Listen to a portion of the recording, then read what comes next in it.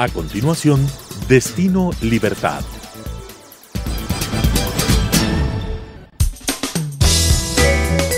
Clasificación B, bajo supervisión de un adulto.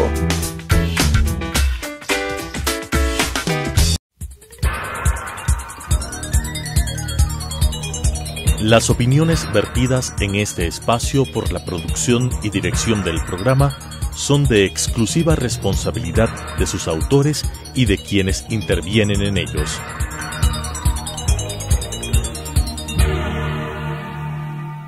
Telesucesos Canal 29 UHF presenta Destino Libertad, un espacio de crítica y construcción junto a los protagonistas del ámbito social, cultural, político, entre otros, con propuestas interesantes sobre temas de coyuntura, con la conducción de Cristina Reyes. Destino Libertad. Muy buenas noches, gracias por permitirme entrar una vez más a sus hogares en esta nueva entrega de Destino Libertad. Hoy nos acompaña Santiago Albán. Santiago se graduó como abogado en el 2010 con una especialización en métodos alternativos de resolución de disputas por la Universidad de San Francisco de Quito, donde ejerció como presidente del gobierno estudiantil durante la reforma a la Ley de Educación Superior. Es máster en políticas públicas de la Universidad de Brown. Su experiencia laboral incluye el sector público en materia de arbitraje y también administración pública local en el Topman Center de la Universidad de Brown y firmas de abogados privadas en el Ecuador. Santiago es curador de los Global Shapers en el Hub de Quito, grupo de líderes jóvenes que nace del Foro Económico Mundial, y le damos la más cordial bienvenida. Santiago, gracias por acompañarnos. Muchas gracias, Cristina. Es para mí un honor estar aquí. Un poco comentarles qué somos los Global Shapers y qué hemos venido haciendo. Los Global Shapers somos una iniciativa del Foro Económico Mundial. Habemos ya más de 4.000 Shapers en todo el mundo, más de 400 hubs que están en diferentes ciudades. Y la idea es que somos jóvenes emprendedores de diferentes antecedentes. Sabemos algunos que somos abogados, hay gente que está en el mundo de las artes, comunicación, y estamos conformando un grupo de la sociedad civil para generar proyectos de impacto social. Sí, cuéntame. Entonces, dentro del contexto del World Economic Forum es esto, impacto social y empoderamiento de los jóvenes. Correcto. En distintas materias. En distintas materias.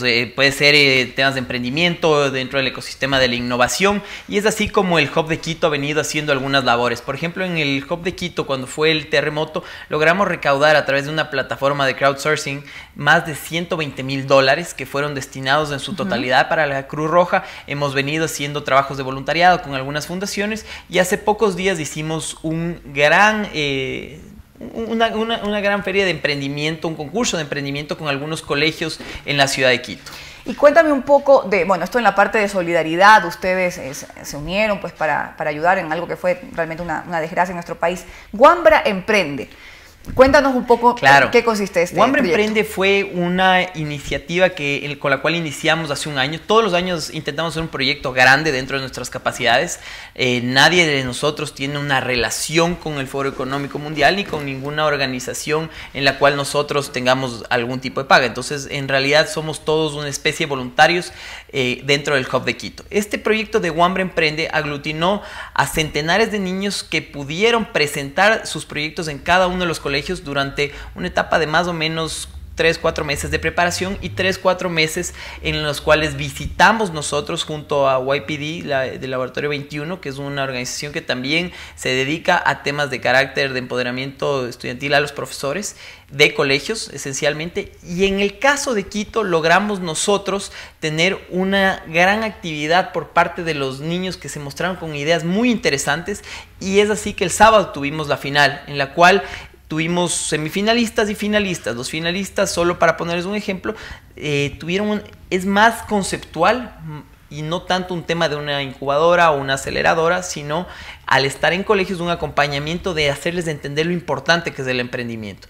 Y en este caso, los emprendedores tienen una idea de e-home, que se llama, que es una casa que fue diseñada en Alemania, y quieren copiar en el buen sentido este diseño y tropicalizarlo a una casa de más o menos $10,000 en el Ecuador, que sea sismo resistente y que utilice en su gran parte materiales reciclables. ¿Y de dónde encuentran los fondos, los recursos para financiar, digamos, un proyecto como este u otros más de impacto social que te voy a pedir, por favor, nos comentes? Nosotros, afortunadamente, el Foro Económico Mundial y las conexiones que cada uno de los Shapers pudo obtener permitieron que esto se dé. No sé si estoy autorizado a decir, pero hay empresas como... No, por favor, sí. Hay empresas como Microsoft que nos ayudaron muchísimo, laboratorios de emprendimiento, tuvimos el apoyo de Nestlé y algunos otros que puede ser que se me escape por el momento, pero básicamente el apoyo de la empresa privada. Sin ellos esto no se puede hacer, y es así que nosotros debemos empezar a entender,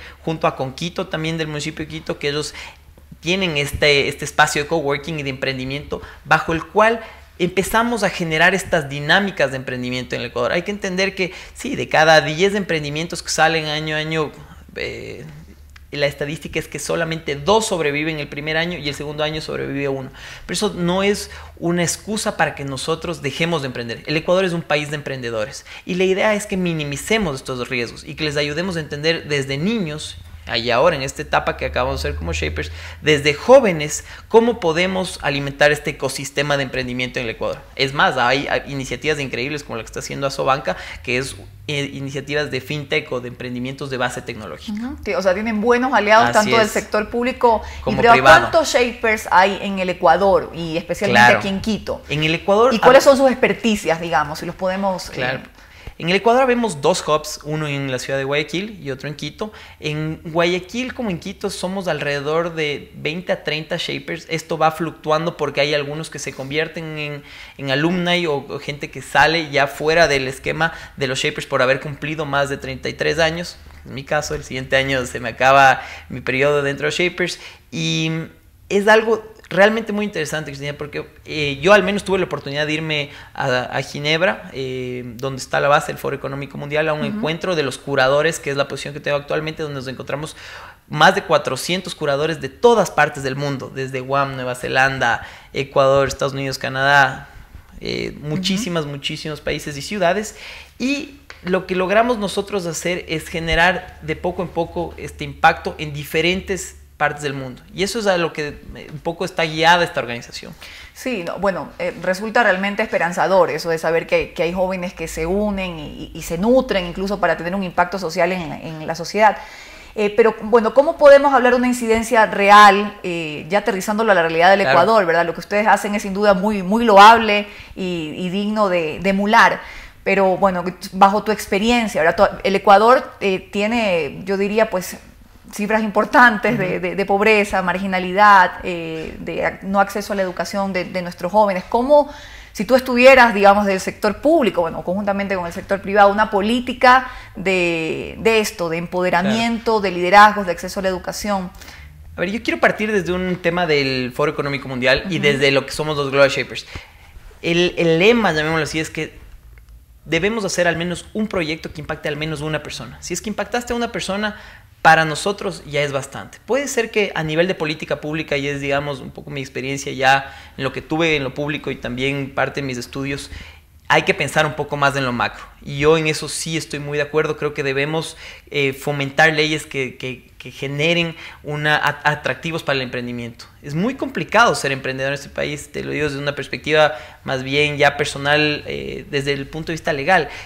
Crear una compañía es muy complejo, los riesgos que tienes de encontrar capital semilla, tanto puede ser público o privado. Entonces, todos esos esquemas que se pueden generar desde una perspectiva legislativa o desde una perspectiva de políticas públicas, creo que debería ser sujeto de estudio y probablemente adentrarse más con especialistas. Hay mucho por donde se puede obtener información, muchas veces gratuita, de consultores o de gente que ya ha replicado esto en otros países que sí son de ejemplo, y eso generar una política pública que esté establecida por ley. Ese es al menos mi criterio, y eso es hacia donde podríamos ir para generar más impacto en los jóvenes, que es hacia donde los Global Shapers estamos dedicando mayor parte de nuestros esfuerzos. Es que tú lo has dicho, hay un ecosistema bastante negativo en el Ecuador, la inmensa carga tributaria, como tú lo has mencionado, no hay capital semilla. ¿Dónde están Y hay algunos municipios, bueno, desde lo local, que intentan hacer esta especie de incubadoras para dar una asistencia técnica, capacitación, de que esas ideas de negocios puedan crecer, pero realmente son muy escasas. Son esfuerzos aislados. Tenemos buenos ejemplos como en Quito, con Quito, la Asociación Ecuatoriana para el Emprendimiento y la Innovación, que ha hecho un gran trabajo, la Sobanca también con emprendimientos de base tecnológica, pero claro, son esfuerzos aislados y no hay una conjunción de política pública que pueda darles mayores facilidades y que permita dar una estabilidad al menos por una cantidad de tiempo X, y eso hace que muchos jóvenes emprendedores, y no jóvenes, también señores adultos que están emprendiendo en algo que ellos ni siquiera saben probablemente qué significa la palabra emprendimiento, pero están empezando con una actividad económica a los 40, 45 años y se topan con las grandes dificultades y las barreras de la tramitología. Entiendo que, por ejemplo, en la Asamblea se está hablando sobre esta ley de trámites, o creo que ese es el proyecto, simplificación de trámites. Eso, por ejemplo, son temas loables que creo que pueden ayudar muchísimo a los emprendedores. Sí, lo que pasa es que obedece a contextos, no hay una política pública como tú bien lo has mencionado. Y es complicado porque creo que Ecuador se caracteriza por tener más de emprendimientos de necesidad que emprendimientos de oportunidad. Exactamente. Porque su país no se los... Y bueno, ¿cómo lograr? Tú has hablado de esto, de que los ecuatorianos somos emprendedores natos, pero digamos no hay a lo mejor esa semilla. Y los Shapers se dedican un poco a replicar esto. No sé si haya la cátedra o la materia de emprendimiento en las escuelas y colegios, pero ¿cómo harías tú para, digamos, sembrar desde niños en los colegios el tema del emprendimiento en el Ecuador? La hay, y eso es parte de lo que es tan interesante esto. En los colegios públicos municipales hay la cátedra de emprendimiento, y justamente YPD, que es de esta organización con la cual trabajamos en conjunto, ha logrado que los profesores puedan ir generando cada vez mejores y mayores conocimientos en el tema del emprendimiento. Sin embargo, yo en lo personal, y esto no tanto como Shapers porque no es una posición institucional, yo creo en la cuádruple hélice, que es básicamente un esfuerzo entre lo público, lo privado, la sociedad civil y las organizaciones no gubernamentales, ¿no? Que no es lo mismo. Nosotros no somos una organización que está establecida legalmente, pero sí somos parte de la sociedad civil. Cuando confluyen estos elementos y cuando tienes como hablamos un ratito, una política pública en la cual tienes esquemas que en lo privado, por ejemplo, se consiguen buenos financiamientos, buenos coaches, gente que están en las empresas que tienen gran capacidad en materia de conocimiento, me refiero, que pueden ayudar a estos niños.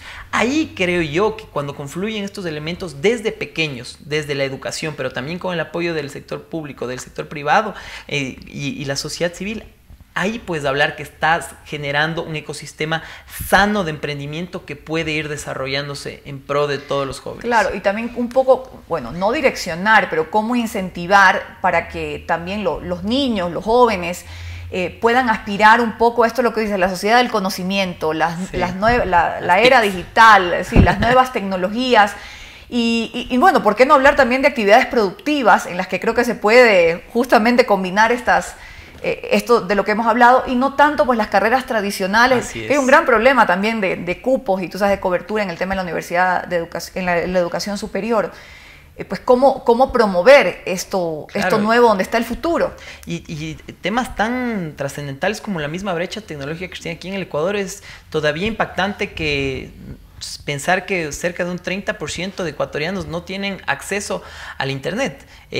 Una buena parte de ellos, y es interesante esta cifra, si no me equivoco, cerca del 55% de ecuatorianos tiene un smartphone, pero no está con un paquete de datos. Entonces hay cada vez un acceso mayor, pero todavía no tenemos una igualdad de condiciones a nivel nacional. Sobre todo eso se ve muy fuertemente, el contraste entre lo urbano y lo rural. Entonces son temas que hay que ir atacando poco a poco, y claro, los Global Shapers generamos este impacto. Lamentablemente nuestro espectro de atención es en lo local. Pasó esto del terremoto, que fue un tema emergente, y fruto de esto supieron, por ejemplo, hace pocos meses cuando tuvimos la catástrofe en México, y ahora en Guatemala con la erupción del volcán, replicaron lo que hicimos aquí en Quito, y así es un grano de arena, yo creo que bastante importante, porque en el caso de Ecuador, nosotros logramos verificar con la Cruz Roja, yo fui personalmente con otros shapers, a ver qué se había hecho, se hicieron sistemas de potabilización, y con una cantidad de plata que tú dices, ok, 110,000, 120,000 dólares, ¿qué se puede hacer con eso? Se puede hacer mucho, y hacia allá hay que propender a que cada ecuatoriano sepamos que podemos, desde nuestro ámbito, aportar con ese granito de arena. Sí, bueno, más allá de estas oportunidades que te ha dado esta comunidad global, sí, claro, por llamarlo de alguna manera, de poder servir, ¿cuál ha sido lo personal, la mayor satisfacción en tu vida? Ahora que dices que estoy en el límite ya ahora sales, digamos, del grupo, y bueno, vienen otros. ¿Cuál ha sido la mayor satisfacción de todo este tiempo? Difícil decir, pero yo creería que conocer a los shapers y generar estos proyectos, que ver el impacto real, es decir, poder ver, por ejemplo, lo que hicimos en la zona de Esmeraldas, ya... Eso cuéntame un poco más de los otros proyectos, claro, de alto impacto. Eso fue muy, muy interesante, porque logramos ver nosotros con la Cruz Roja cuando fuimos qué se estaba haciendo, cómo se destinó el dinero, cuando, por ejemplo, los ríos estaban relativamente contaminados, se generaron estos sistemas de potabilización en caseríos aislados, ni siquiera se puede llegar a decir que son pueblos pequeñitos, sino caseríos, 8, 10, 12 ¿Los casas. proyectos ustedes los identifican o vienen a ustedes? ¿Cómo los hacen? Hay los dos. En el caso nosotros de la Cruz Roja existía el proyecto y nosotros obtuvimos el financiamiento para un tema del terremoto que lo destinamos 100%. Para la Cruz Roja, para transparencia también de los donantes, y eso es por un tema que la Cruz Roja nos trajo. En el caso del tema del emprendimiento, nació de una idea de nosotros y lo votamos entre los shapers de aquí. Y claro, en lo personal también hay temas enriquecedores, como participé en el Foro Económico Mundial para Latinoamérica en calidad de delegado de los shapers. Conocí personalmente al presidente Macri, algunos CEOs o gerentes generales de empresas latinoamericanas muy importantes, y claro, es este tema de este tipo de actividades o este tipo de elementos de la sociedad civil, como son los Global Shapers, es muy enriquecedor en lo personal, porque puedes servir, pero también puedes aprovechar profesionalmente las oportunidades que esto te da, lo cual yo sinceramente creo que es muy positivo tener esta balanza. Quito ha tenido encuentros también de los shapers a nivel mundial. No hemos tenido todavía, el último fue en Sao Paulo, y es más, hace pocas semanas nos reunimos con el ministro Campana para ver la posibilidad de que, bien sea Quito o Guayaquil, creemos que por temas logísticos no puede ser otra ciudad, pueda acoger el siguiente Foro Económico Mundial para Latinoamérica, y en eso estamos trabajando. Ese es uno de los esfuerzos importantes que queremos hacer. ¿Cuáles crees tú que van a ser los temas que se traten, se desarrollen en este foro? Normalmente se tratan muchos temas de inversión extranjera,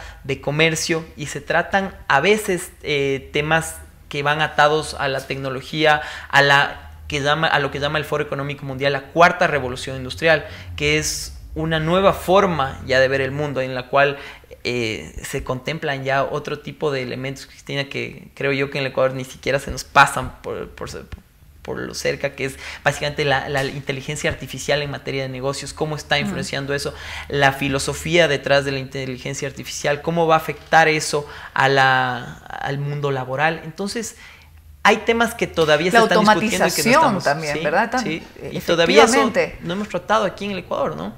Creo yo que sería un gran resultado para nosotros como shapers, y excelente para el Ecuador si es que podemos obtener este aval del Foro Económico Mundial para que Quito o Guayaquil sean la sede en el siguiente Foro Económico Mundial para Latinoamérica. Se me quedan algunas preguntas. Bueno, quizá una de ellas, ¿cuáles son los proyectos de emprendimiento, los proyectos de impacto social que están en carpeta para los próximos meses en el país? Tenemos, como Global Shapers, todavía hay algunos que los estamos discutiendo. Uno de ellos es un proyecto de emprendimiento con las personas que reciclan, ¿sí? Con los minadores. Entonces, ese proyecto, como menciono, no tenemos un espectro nacional, sino que más bien sería basado aquí en Quito, y queremos buscar la manera en que las minadoras y minadores, sobre todo los grupos vulnerables, puedan salir de ese esquema y ver qué se puede hacer con los elementos reciclados para darles un valor agregado y eso comercializar. Todavía no tenemos conceptualizado 100%, pero por ahí va la idea. Y bueno, el arte puede estar inmerso, sin duda, en el sentido que se le puede dar al tema de reciclaje.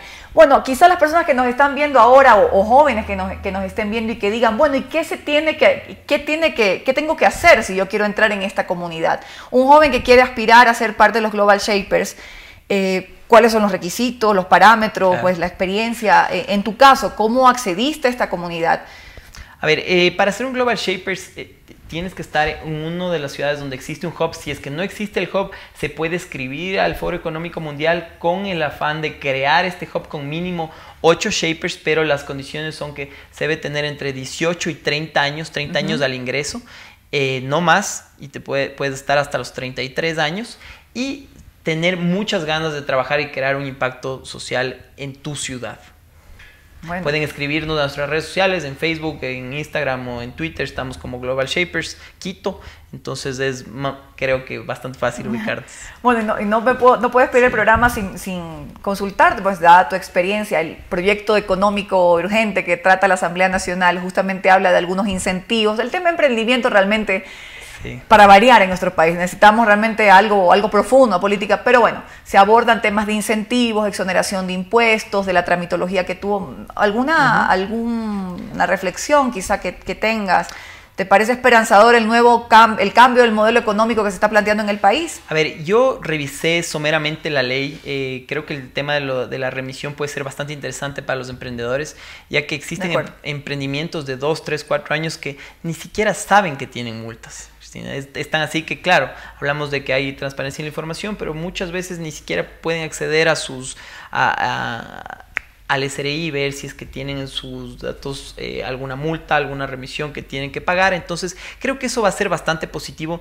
En lo que yo pude ver, no sé si es que se van a eliminar trámites o si es que eso va a simplificar la vida de los emprendedores, pero creo que ya el simple hecho que exista este cambio primero en las personas, creo que el nuevo ministro es una persona ideal, también quien la acompaña en el SRI, en aduanas, y el mismo ministro Campana, creo que ya dan una mejor apertura, creo que dan también una visión más juvenil, gente que también tiene estudios creo que bastante interesantes, y eso yo creería que va a abrir mucho la puerta para que vengan inversión extranjera, inversión nacional, y para que cada vez los emprendedores se sientan más seguros de lo que están haciendo y no creer que siempre la salida es tener un trabajo de larga data en relación de dependencia.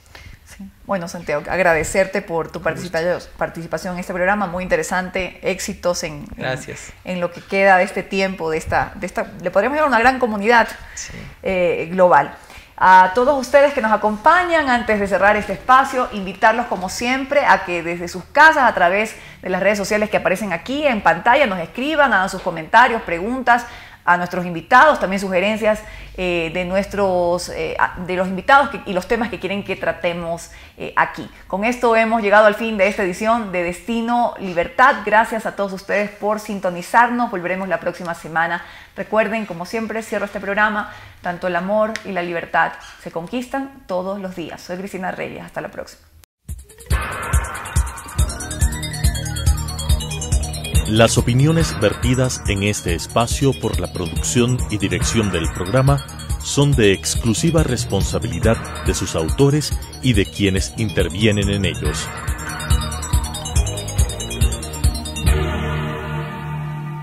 Telesucesos Canal 29 UHF presentó Destino Libertad, un espacio de crítica y construcción junto a los protagonistas del ámbito social, cultural, político, entre otros, con propuestas interesantes sobre temas de coyuntura, con la conducción de Cristina Reyes. Destino Libertad.